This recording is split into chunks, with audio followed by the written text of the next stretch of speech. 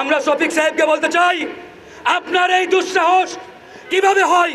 আপনি আওয়ামী লীগকে ক্ষমা করার যে দুঃসাহস দেখিয়েছেন বা ক্ষমা করার যে কথা বলেছেন, এত দুঃসাহস দেখাবেন না। আমরা জানি এই বিপ্লবে আপনাদের অবদান কতটুকু, কে কি করেছেন সব আমলনামা রেডি আছে। সুতরাং এমনি চেয়ারে পেয়েছেন, চেয়ারে বসেছেন, আর এই চেয়ারে বসে আওয়ামী লীগের প্রতি দরদ, প্রেম, উদারতা দেখার দুঃসাহস দেখাবেন না।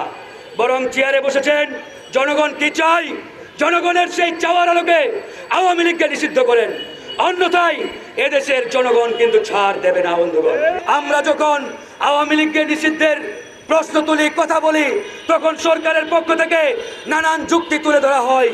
দু একটা রাজনৈতিক দল তারা তাদের দলীয় জায়গা থেকে ভোটের মাঠের চিন্তা করে আওয়ামী লীগকে নিষিদ্ধ চায় না, কিংবা আওয়ামী লীগের প্রশ্নে নমনীয়তা দেখায়। আমরা বলি, ভাই, যদি জনগণের জন্য রাজনীতি করে থাকেন, দেশপ্রেমের জায়গা থেকে রাজনীতি করে থাকেন, তাহলে এই গণহত্যাকারী ফ্যাসিস্ট আওয়ামী সন্ত্রাসীদের বিষয়ে আপনাদেরকে জনগণের হয়ে কথা বলতে হবে।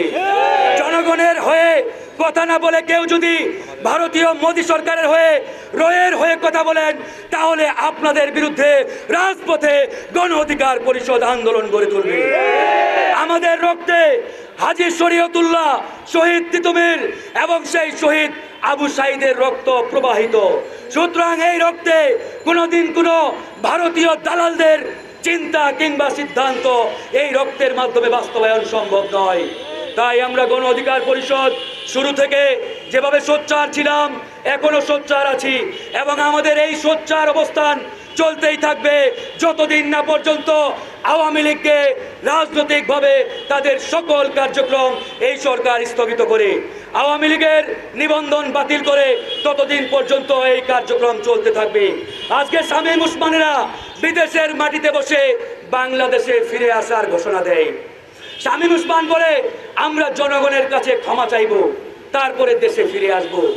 আরে বেটা, জনগণ তোমাদের ক্ষমা নয়, তোমাদের পাপের শাস্তি দেওয়ার জন্য তৈরি আছে।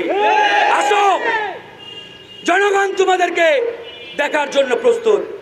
ক্ষমা তখনই করা যায় কেউ যদি ভুল করে থাকে, কিন্তু অপরাধের কোনো ক্ষমা নেই। আওয়ামী লীগ যেটা করেছে এটা পরিষ্কারভাবে গণহত্যা অপরাধ, এবং তারা গণহত্যাকারী।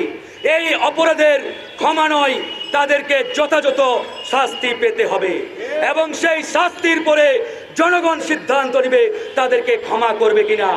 আমরা দেখতে পাচ্ছি এই সরকারের প্রেস উপদেষ্টা, প্রেস সচিব শফিকুল আলম সাহেব, তিনি বলছেন আওয়ামী লীগকে তারা ক্ষমা চাইলে আমরা ক্ষমা করে দিব।